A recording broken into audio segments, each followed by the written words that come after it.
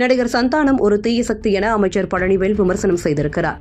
தமிழ் சினிமாவில் முன்னணி காமெடி நடிகராக வலம் வந்தவர் நடிகர் சந்தானம். தற்போது இவர் கதாநாயகனாக மட்டும் நடித்து வருகிறார். அண்மையில் இவர் நடிப்பில் வெளியான படங்கள் அனைத்தும் ரசிகர்களிடம் கலவையான விமர்சனங்களை பெற்று வருகிறது. தற்போது சந்தானம் தொடர்ந்து பல படங்களில் ஒப்பந்தமாகி நடித்து வருகிறார். இயக்குநர் கார்த்திக் யோகி இயக்கத்தில் வடக்குப்பட்டி ராமசாமி படம் வெளியாக இருக்கிறது. இப்படத்தில் இவருக்கு ஜோடியாக மேகா ஆகாஷ் நடித்துள்ளார். மேலும் இவர்களுடன் நிழல்கள் ரவி, MS பாஸ்கர், நான் கடவுள் ராஜேந்திரன், R சவுந்தரராஜன் என பல நட்சத்திரங்கள் நடித்துள்ளனர். ஷான் ரோல்டன் படத்திற்கு இசையமைத்திருக்கிறார். இப்படத்தின் ட்ரெய்லர் அண்மையில் வெளியாகியிருந்தது. ட்ரெய்லரில் தந்தை பெரியாரை விமர்சனம் செய்யும் வகையில் வசனம் இடம்பெற்றிருந்தது. இதற்கு பெரும் எதிர்ப்புகள் கிளம்பியிருந்தது. இந்நிலையில் அமைச்சர் பழனிவேல் நடிகர் சந்தானம் ஒரு தீய சக்தி என பேட்டியில் விமர்சனம் செய்துள்ளார். மேலும் சந்தானம் மத நல்லிணக்கத்தை உடைத்து மத கலவரத்தை ஏற்படுத்தும் தீய சக்தி என கூறியுள்ளார். இந்த வீடியோ சமூக வலைதளங்களில் வைரலாகி வருகிறது.